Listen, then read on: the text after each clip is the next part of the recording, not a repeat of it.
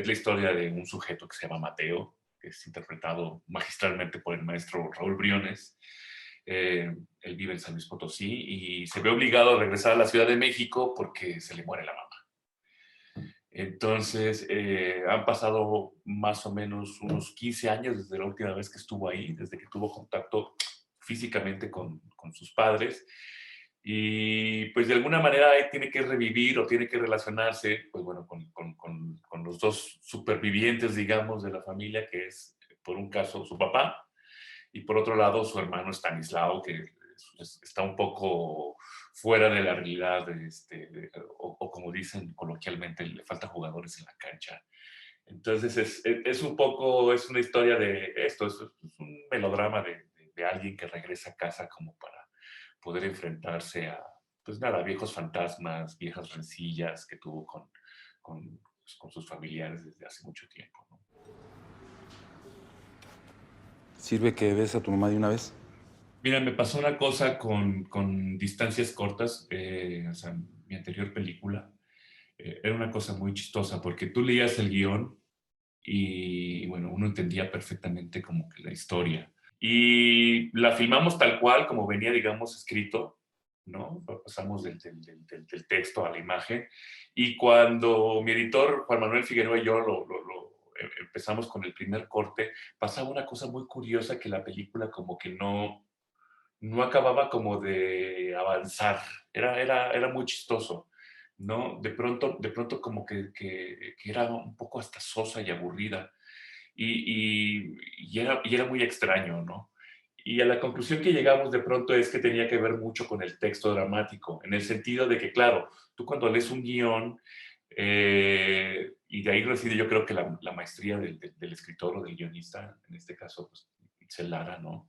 Eh, Te da los elementos para que tú puedas ir construyendo en tu cabeza y puedas imaginarte perfectamente la película. Pero de pronto, cuando lo ves ya impreso en una imagen, como que hay muchas cosas que se sobreentienden. Y entonces empezamos a recortar un poco la película, donde de pronto, claro, tú veas el personaje de Federico y tú como espectador eh, decías, bueno, ¿hacia dónde va?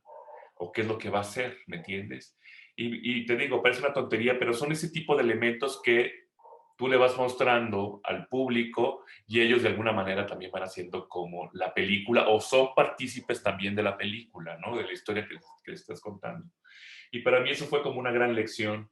Y digo, y no sé si me pasé un poco con Stanislao, pero evidentemente ya desde la concepción quise hacer eso también, ¿me entiendes? O sea, yo quería que el público todo el tiempo estuviera construyendo, armando el rompecabezas de quién diablos era Mateo, quién diablos era Stanislao, quién diablos es el viejo este, por qué vive en una fábrica. Fue como que la película se estaba haciendo un poco como sobre la marcha también, y era como adaptarme mucho a las condiciones de lo que tenía, digamos, yo alrededor y en la realidad, ¿no?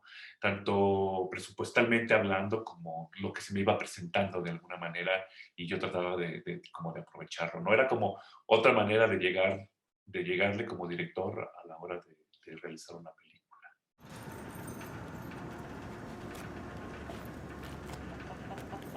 Yo había visto a Briones en un par de obras de teatro, bueno, lo había visto lo vi en Edipo y lo vi en El Beso, ¿no? De Luis Palacios, ya hace bastantes años.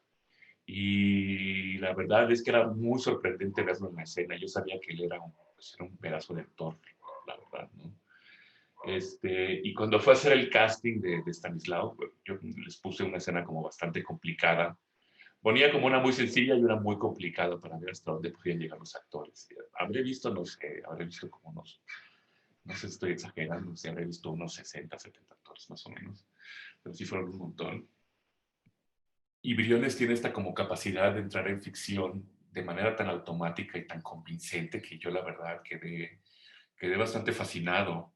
Él tenía otra película, lo tuve que ir a convencer, le tuve que ir a rogar que dejara la otra película para que se viniera a hacer esta. Y no sé cómo diablos lo conseguí, pero finalmente se quedó aquí. Eh, Después de esto, no hubo tanto o sea, sí hubo un trabajo de mesa, pero no tanto como yo hubiera querido. Básicamente se consistía en platicar. No hicimos muchos ensayos a diferencia de distancias, donde distancias sí hicimos ensayos, porque yo quería como mantener una cierta como frescura también, ¿no? Te digo, era como otra manera de llegar a lo que yo solía hacer en mi trabajo anterior, que era distancias, ¿no? Entonces, para mí fue muy, muy gratificante, la verdad, fue una experiencia increíble trabajar con un monstruo como es Raúl, la verdad. Y creo que él entendió mucho de lo que yo trataba de decir. Y creo que también le aportó por lo menos más del 60-70% a lo que ya era el esbozo o el dibujo que era Mateo, ¿me entiendes? O bueno, el personaje que ya era Mateo, creo que Briones todavía le aportó muchísimo, muchísimo más. Orlando, Stanislao está haciendo mucho ruido. Sí estaba pensado en el sentido de que desde la misma puesta en cámara, ¿no? No queríamos mover mucho como la cámara. Yo no quería como hacer tampoco muchos intercortes, ni mucho menos. Y sobre todo yo quería dejar como muchas cosas que sucedieran en off, muchas conversaciones de pronto que tiene Mateo para con su padre, por ejemplo, donde tal vez en una puesta en escena o una puesta en cámara más convencional, pues hay una serie como de intercortes donde hay un pimponeo. Yo prefería ver la cara de un solo personaje mientras el otro se movía y lo escuchábamos hablar en off, por ejemplo, ¿no? Y es una película que le pusimos como una atención muy especial y muy particular en el sentido del sonido, porque sabíamos que de alguna manera queríamos llegarle al espectador a la hora, digamos, de transmitir una atmósfera, ¿no?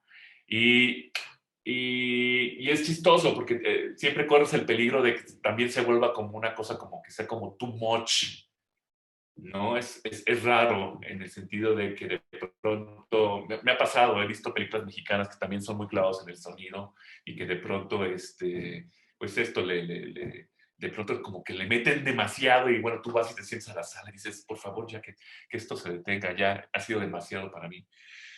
Y en ese sentido yo confié y le delegué, digamos, la batuta a Guido Berenblum, que es para mí uno de los mejores diseñadores sonoro, pues, no solo de América Latina, de México, de Argentina, sino del mundo. Y tuvimos la fortuna pues, de que Guido nos dijera que sí, la verdad, para mí fue igual que con Briones, pues como un privilegio, ¿no?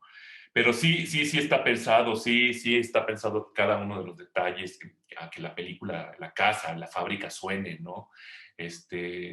Y ya en el sentido bueno, de la misma personalidad de Stanislao, era como también darle ahí, si bien es un personaje un poco ambiguo, pues evidentemente era como darle más pistas a partir del sonido para que el espectador pudiera también hacerse una idea de quién es este personaje, ¿no?